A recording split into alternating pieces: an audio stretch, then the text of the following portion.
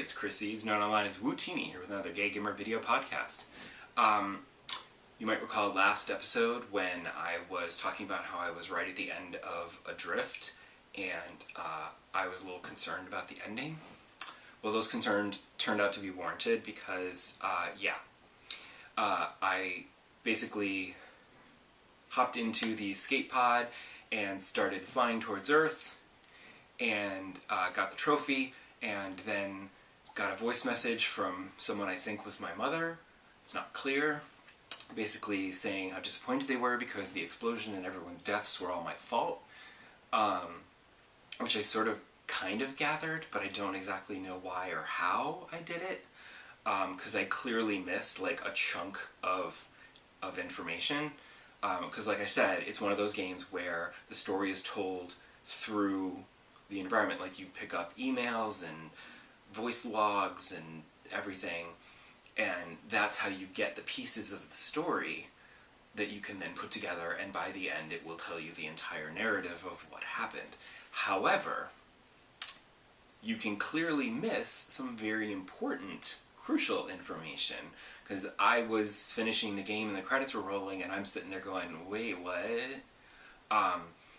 And also, I was so disappointed that I wasn't inspired to try to go back to a previous save and like see if I can go back and look for the other logs in order to figure out the story. I literally was just like, forget it, and I just Googled it and saw on a message board somebody explained the story, and I was like, there you go, that's fine. So that was enough. Because you have to be very careful when making a game like that, that the information that is crucial to understanding the basic plot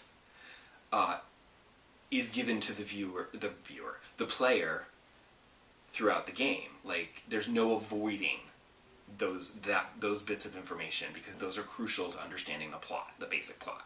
You could have lots of, extra bits of information in books and logs and whatever that the player could miss, but that wouldn't detract from understanding the basic plot. That's just flavor, gravy, as it were. So that was a little disappointing. It was still fine, but I can't really say, oh, go grab that for, $5 or $6. I feel like I got $5 or $6 worth of enjoyment out of it, but the ending was a bit of a letdown because I did miss a crucial bit of information, and I feel like I didn't get the whole story. On the plus side, as I also mentioned last episode, I was trying to figure out how to tell which games in my PlayStation 4 library were purchased and which were PlayStation Plus. And while the system itself has a section for purchased and PlayStation Plus, the purchase section does include quite a few PlayStation Plus games from probably before they decided to start separating them. But I was finally able to get that list to load on the website, where I was able to see a list of all my games from most recently added to earliest, and some of the game icons had little PlayStation Pluses next to them and some did not, meaning that I paid for it. I paid some kind of money for it. So I scrolled all the way down to go way back in time and was reminded that I had apparently purchased Murdered Soul Suspect years ago, probably. At least 2 or 3. But basically, I don't remember how much I paid for it. That I can't figure out how to tell that. But I'm assuming it was like under $10, like $8 to $10 or something. Because if I had paid like 15 to 20, I would have made a point of playing it, because I'm spending that's actual money that I'm gonna want. I'm like, now I will play this game. But I'm guessing it's probably in like the 8 to 10 range. If it's under $10, that's something where I'm like, well, that's a good sale price, so let me just grab that, and I'll play it at some point in the future. But since it's under $10, it's not like a lot of money where I'm thinking, oh, I gotta play that, and then I'll forget about it, which I apparently did. So I decided, let's play Murdered Soul Suspect, and I'm actually enjoying it. The basic premise is you are a cop in the Salem Police Department who, in the opening cutscene of the movie, is attempting to arrest a suspect who then throws you out a window and kills you. You wake up as your ghost, and you have to solve your murder, and find out who this killer is, because he's also killing other people in Salem, Massachusetts, and you have to bring him to justice as a ghost. So it's kind of cool because you're a ghost, so you can like walk through walls, but not all walls. Some things block you, which, you know, helps to steer you along the path, because the game is very linear. There is a central town hub that links the various locations that you investigate, but it's not, you know, like an open world game or anything. It's very linear. It steers you along the path, which is fine. I don't mind a linear game if the story is good, and here the story is actually pretty good. I'm intrigued by the mystery, although I will admit that it's more, I feel like it's more of a whodunit as opposed to a whodunit, because there's not like a big cast of suspects. There's only like a couple other major supporting characters in this game who could potentially be the killer, so unless it's going to be like a rando, then I think I know who did it. I just don't know why yet. I'm only about halfway through. But I'm enjoying like going to the location and you investigate and you like use your ghost powers to like search for clues, and then you put the clues together. Of course, just like all mystery video games, the actual solving of the mysteries within the game, it's a little awkward. No game has ever been able to figure out how to do it correctly that I've found. Because basically, like, even if you, like, a lot of times, it's like, it'll ask you, it's like, why did this happen? And you're like, well, I know. Like, you know the solution to the mystery in your head, and it's a matter of figuring out how to use the interface to tell the game that you know. And it's like, which are the most relevant clues? And it's like, well, this one, this one, and that one, but also that one. But it only lets you pick two, so I guess this one and that one? So, it's a little awkward, but it's mostly been fine. Like, I haven't, like, hit a major stumbling block with the mysteries. I will say that I did hit a major stumbling block because in addition to the going around to different locations and like finding clues and solving things, there's also like little side quests where there's like ghosts that are just milling about that you can like talk to, and then sometimes those ghosts have their own little like side quest mystery, and if you solve how they died, then they can move on and they go into the light and whatever, and that's fun. But then sometimes there's areas where there's like this like demon goo on the floor that kind of blocks you from going through that area. It kind of, you know, because you can't touch it or you'll get sucked down into hell, I guess. And then sometimes there's these floating demons that are in the way, and you have to get past them or exorcise them.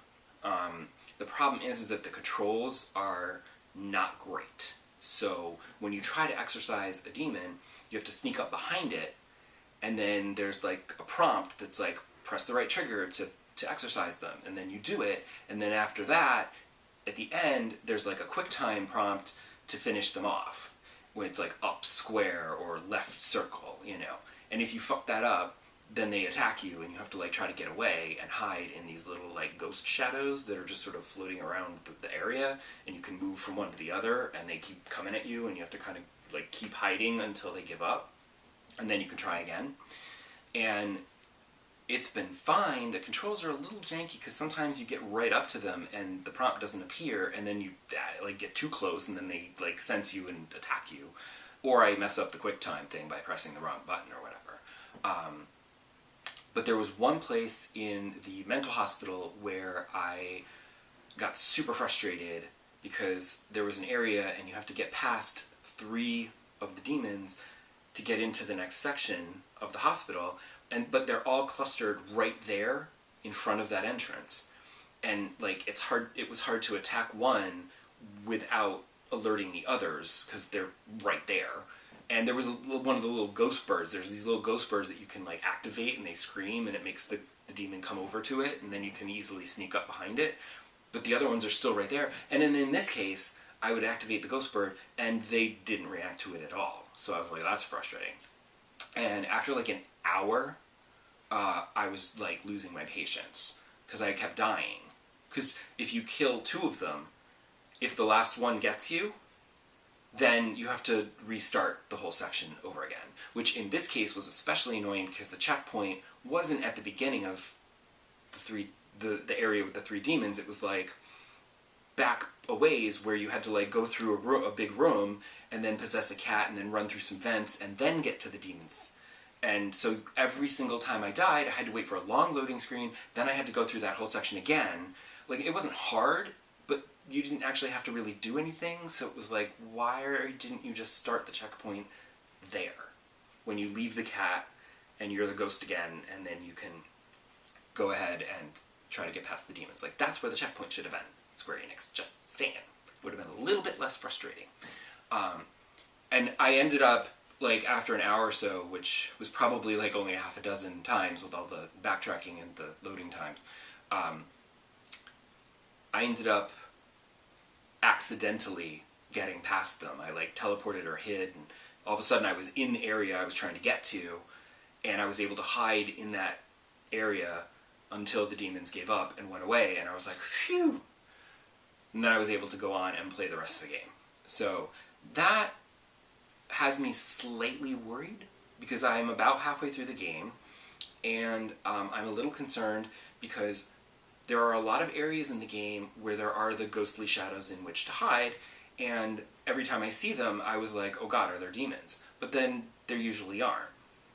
So, like, I'm concerned that the back half of the game is going to make me go through that town hub or some of the same locations again, and this time there will be demons. And I'm like, don't make me do that, because that's going to be like, it's like, they're like, oh, well, just solving mysteries isn't enough of a game, we need to put in some kind of, like, pseudo-combat.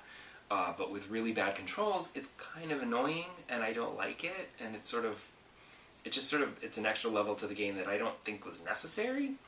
I would have been happy just solving the puzzles.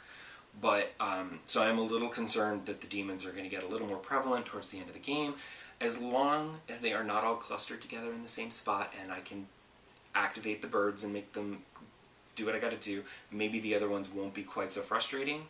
I don't know. We shall see.